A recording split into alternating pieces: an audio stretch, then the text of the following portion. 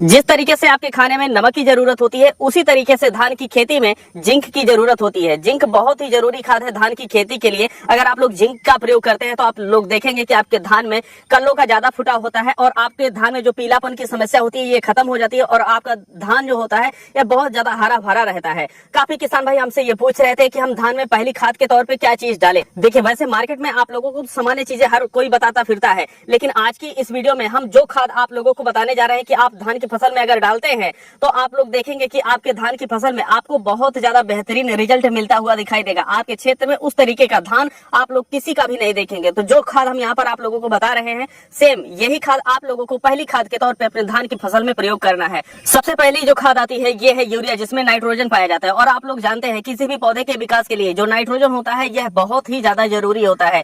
बारिश के मौसम में खासतौर पर बारिश के माध्यम से कुछ ना कुछ मात्रा में नाइट्रोजन पौधों को तो मिलती ही रहती है, लेकिन धान की फसल जो होती है इसे नाइट्रोजन बहुत ज्यादा जरूरी होता है। तो ऐसे में जो किसान होते हैं एक्स्ट्रा नाइट्रोजन देते हैं। तो अगर आप लोग धान में पहली खाद डालने जा रहे हैं तो आप लोगों को 50 केजी से लेकर के 60 केजी प्रति एकड़ के हिसाब से यूरिया का प्रयोग करना है अपनी धान की फसल में। लेकिन ध्यान दीजिए, अगर आपके खेत में पहले से ही नाइट्रोजन पर्याप्त मात्रा में उपलब्ध है तो ये जो आपकी मात्रा रहेगी यह 40 केजी से लेकर के 50 केजी तक रहेगी। अगर हम बात करें दूसरी खाद की, तो जो दूसरी खाद है ये है जिंक सल्फेट।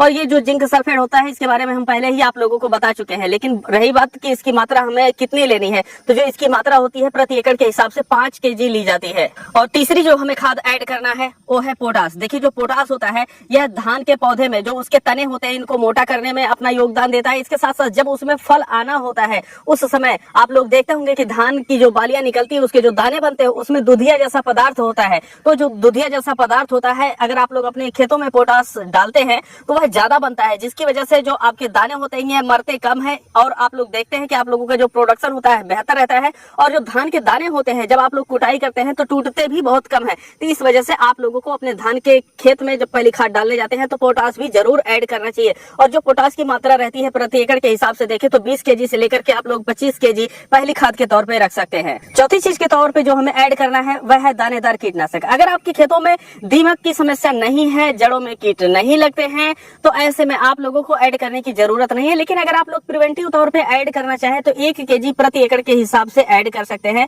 जो कि रीजेंट, फटेरा इत्यादि के नाम से आपको मार्केट में मिलते हैं। लेकिन अगर आपके खेतों में जो कीट है यह ज्यादा लगते हैं तो ऐसी परिस्थिति में आप लोग 2 केजी प्रति एकड़ के हिसाब से ऐड कर सकते हैं। ये जो 4 चीजें हम आप लोगों को बताए हैं ये तो बहुत लोग बताते हैं, हो सकता है आप लोगों को पता भी हो, लेकिन यहाँ पर कुछ चीजें हम अपनी तरफ से आप लोगों के लिए ऐड करवा रहे हैं जो आपकी धान की फसल को बहुत ज्यादा बेहतरीन बनाएगा। वो चीज क्या है? वो है सागरिका खाद। जो सागरिका जैविक खाद आती है इसको आपको लेना है 5 केजी से लेकर के 8 केजी प्रति एकड़ के हिसाब से। और ये जो खाद होती है अगर आप लोग अपने धान की फसल में डालते हैं तो सबसे पहली जो चीज होती है, जो धान का फुटाव होता है उसमें ज्यादा कल्ले निकल करके सामने आते हैं। और जो आपकी धान की फसल होती है उसमें जो पीलापन रोग होता है यह खत्म हो जाता है। जो पत्तियां होती है ये चौड़ी होती है, ज्यादा गहरी हरी होती है, और जो उसके तने होते हैं ज्यादा मोटे और कठोर होते हैं, जिसकी वजह से जब हवाएं चलती हैं तो ऐसे में जो धान की आपकी फसल होती है ये लेटती नहीं है। तो आप लोगों को ऐड कर देना है सागरिका दानेदार जैविक खाद। अगर आप लोग इसकी जगह पे कुछ और ऐड करना चाहते हैं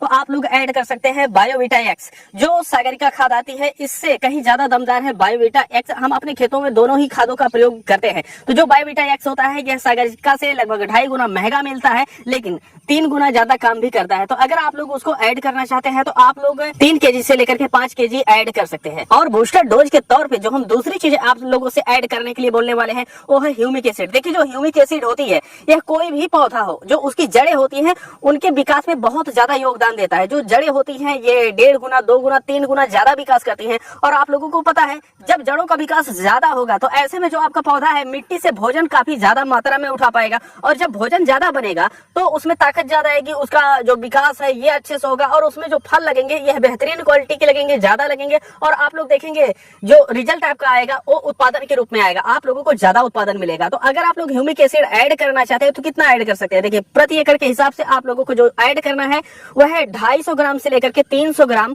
ह्यूमिक एसिड ऐड करना है। और इन सब चीजों को जितना हम यहाँ पर जिस मात्रा के हिसाब से बताए हैं सबको ले लीजिए, उसको ऐड कर दीजिए। और ऐड करने के पश्चात पहली खाद के तौर पर जब आप लोग अपने पौधरोपण कर चुके होते, लगभग 7 से 10 दिन बीत चुके होते हैं, तब आप पहली खाद के तौर पर अपने धान की फसल में इसको डाल दीजिए। और उसके बाद आप लोग देखेंगे कि अगले 7 से 10 दिन में आप लोगों की जो फसल रहेगी धान की, अगल बगल वालों से काफी ज्यादा बेहतरीन हो जाएगी। क्योंकि यहाँ पर जो खाद का कॉम्बिनेशन हम आप लोगों को बताए हैं यह बहुत ही ज्यादा बेहतरीन है। तो अगर आप लोग भी अपनी धान की फसल आपकी बार बहुत बेहतर करना चाहते हैं तो